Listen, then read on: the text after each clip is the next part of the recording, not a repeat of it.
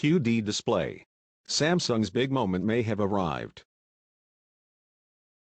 구독과 좋아요는 보다 좋은 영상을 만들 수 있는 원동력입니다.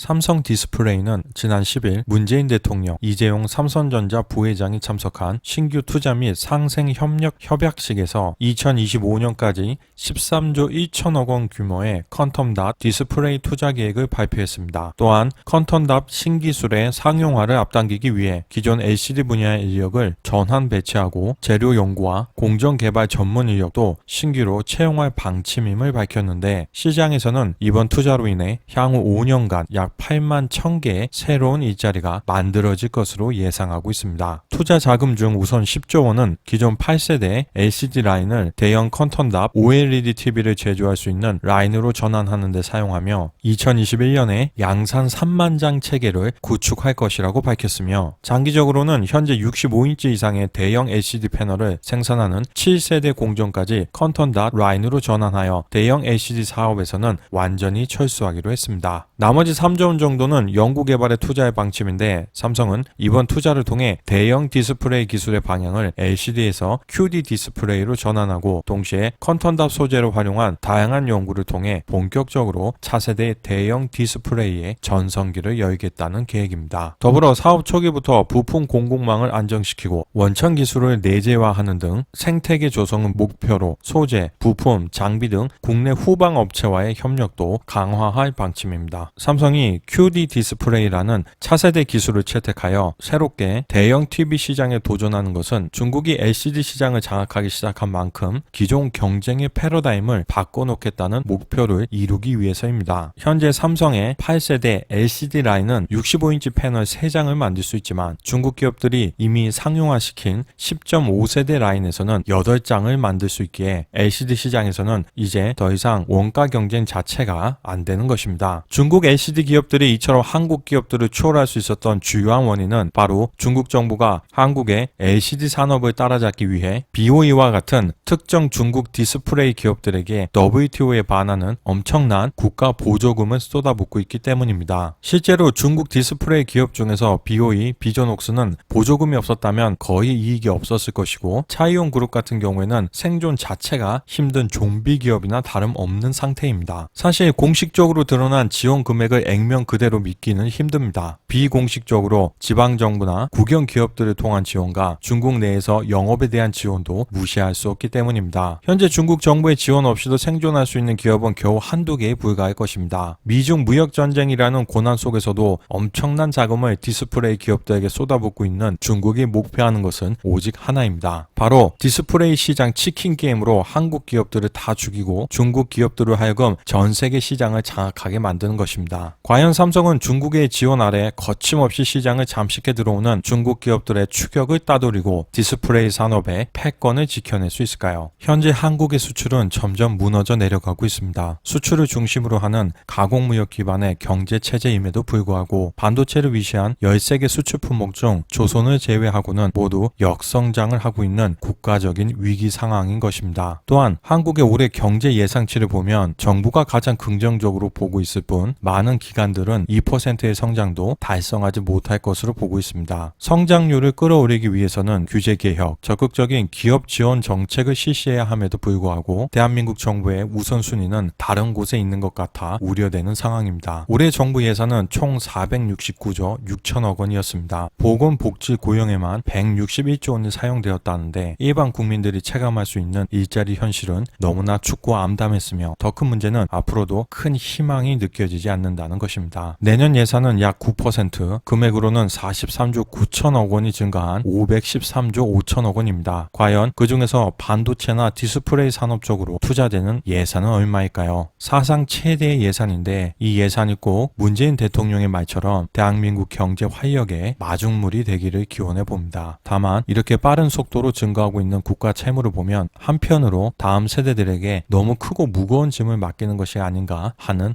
걱정이 들기도 합니다. 대한민국은 넓은 국토, 풍부한 자원, 많은 인구는 고사하고 호시탐탐 자유민주주의 체제의 전복을 노리는 적국가 이웃으로 살고 있습니다. 또한 주요 수출 품목들을 경쟁하고 있는 국가들은 미국, 일본, 독일, 중국 등으로 한국이 만만하게 볼 수 있는 상대는 단 하나도 없습니다. 과연 이런 어려운 환경 속에서 삼성은 무너져가는 대한민국의 경제를 지탱할 수 있을까요? 차세대 디스플레이 시장 정복을 위한 삼성의 결전병기 QD 디스플레이의 맹활약을 기대해 봅니다.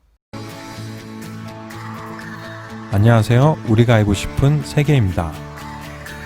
삼성 디스플레이는 차세대 대형 디스플레이 기술로 QD 디스플레이, 즉 컨턴닷 유기 발광 다이오드 구조를 선택했습니다. 컨턴닷은 수 나노미터 이하의 초미세 무기물 반도체 입자이며 크기에 따라 빛과 전기 에너지를 공급받을 때 각기 다른 색을 방출하는 특성이 있어 이를 활용하면 색 표현력이 우수하고 수명이 긴 디스플레이의 구현이 가능한 것으로 알려졌습니다. 또한 기술 확장성이 뛰어나 OLED와 같은 유기물뿐만 아니라 무기 발광 물질을 모두 광원으로 사용할 수 있어 디스플레이의 성능과 수명을 혁신적으로 끌어올릴 수 있습니다. 이제 전 세계 디스플레이 산업은 브라운관에 이어 20여 년 동안 시장을 지배했던 LCD의 시대가 서서히 저물어가고 있습니다. OLED는 지난해까지만 해도 전체 디스플레이 시장의 20% 정도만을 차지했었지만 이제 시장의 중심축은 서서히 OLED 쪽으로 기울어지고 있습니다. 먼저 스마트폰 시장이 OLED로 넘어간 뒤 이제 대형에서도 QD 디스플레이와